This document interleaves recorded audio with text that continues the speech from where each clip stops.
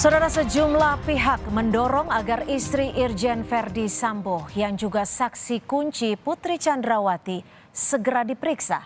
Bagaimana kelanjutan pemeriksaan Putri Chandrawati? Selengkapnya kita bahas bersama mantan Kepala Barreskrim Polri, Komjen Purnawirawan Susno Duaji, dan ahli hukum pidana Universitas Trisakti, Asep Iwan Iryawan. Selamat malam Bapak-Bapak, saya akan langsung ke Pak Susno. Selamat malam.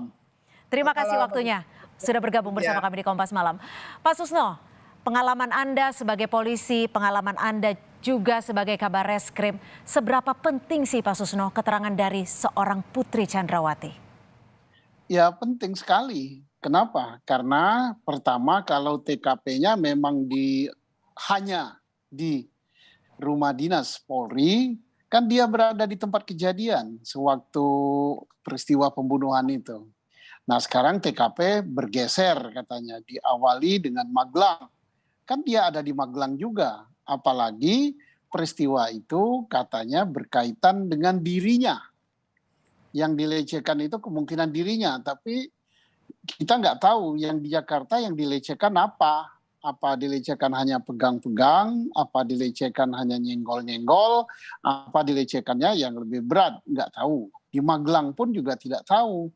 Karena dilecehkan katanya merusak harkat dan martabat. Nah, karena TKP ini berpindah-pindah, jangan sampai nanti berpindah 3 kali, 4 kali, ya harus. Nah, bukan karena kita ingin mencari motifnya, bukan, tetapi karena dia berada di situ. Dan bisa dikatakan sebagai saksi kunci utama? Satu, bisa saksi kunci utama. Dua, tidak menutup kemungkinan dia turut serta atau ikut membantu atau menutupi suatu peristiwa kejahatan gitu. Nah, mau atau tidak dia diperiksa sebenarnya akan menguntungkan dirinya. Kalau dia mau diperiksa bisa meringankan apa perannya dia. Tapi kalau tidak mau diperiksa, ini kan alat bukti kan bukan hanya pengakuan itu saja. Kang Asep tuh hafal ngelotok luar kepala itu. Pengakuan itu atau keterangan terdakwa seandainya dia dijadikan tersangka, maka keterangan dia kalau untuk tersangka itu pada posisi yang paling bawah. Karena tersangka boleh nggak bicara, boleh bohong gitu kan.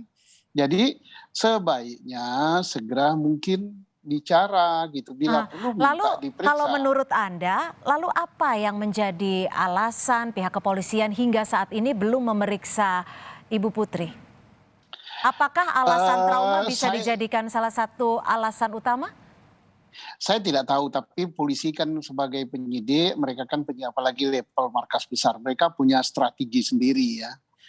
Punya strategi sendiri untuk memeriksanya, mungkin dikumpulkan alat bukti yang lain, sehingga pada saat sampai memeriksa Ibu Putri, tidak lagi mengalami kesulitan dan tidak lagi bisa berkelit kalau dia misalnya mau berkelit. Dan Polri lengkap dengan kita kan punya dinas psikologi ya di Polri itu, punya psikiater, punya psikolog gitu kan.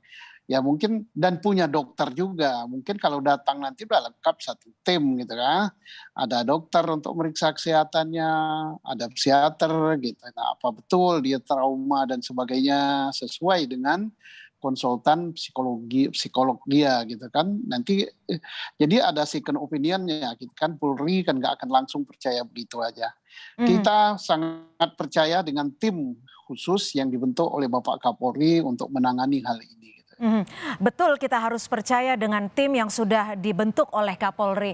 Tapi tentunya kasus yang sudah menjadi sorotan masyarakat ini juga butuh dikawal. Saya akan ke Kang Asep. Kang Asep, kalau dari kacamata Anda seperti apa? Apakah memang sebegitu pentingnya pemeriksaan Putri Chandrawati? Ya, saya sebenarnya kalau ngomong depan ayah saya dan guru saya sebenarnya agak segan. Jujur saya nggak takut salah depan ayah dan guru saya ini, beliau guru saya. Ya, gini, kan disebut beberapa kali ya. Pertama ya ada isunya tuh tembak menembak, ada pelecehan seksual. Pelecehan seksual kan sebenarnya cuma satu, masa laki sama laki pelecehan seksual gitu kan, gak lucu gitu kan. Satu. Ada kasus di Magelang ya, ada hubungan dan sebagainya. Sampai di Jakarta bolak-balik disorot. Artinya penting apa yang dikatakan guru saya bahwa P ini ada di lokus tempus delicti. Harus didengar keterangannya. Apalagi yang bersangkutan melaporkan kekerasan seksual terlepas oleh Dirpidum dinyatakan SP3 ya, entah ada atau tidak pidana ya kan 109 ayat 2 itu penghentian penyidikan, 2 kali tuh penghentian penyidikan. Nah, jadi yang ketika yang bersangkutan melaporkan melalui kuasanya ada pelecehan seksual harus didengar dong. Satu itu. Kedua, yang bersangkutan di Magelang ada, di Jakarta ada.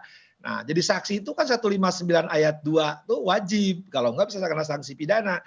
Ya, kan yang jadi masalah itu pernyataan juga dari FS kan, harkat keluarga martabatnya ya, nah diinjak lah gitu, merasa dilecehkan.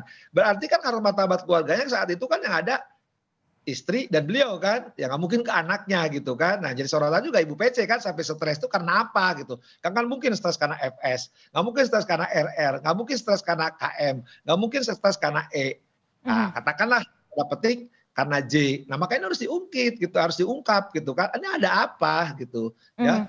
Nah, ya karena beliau yang tahu kan, yang masih hidup itu kan tinggal tadi kan PC, kemudian E, kemudian RR, KM. Nah, peran-peran si FS dah yang menyuruh melakukan untuk pengumuman Bapak Kapolri, Irwarsum maupun Kabareskrim.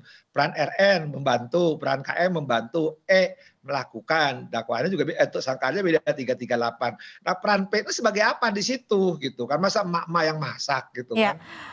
Ditetapkan jika memang seorang Putri Sambo bisa ditetapkan statusnya sebagai saksi.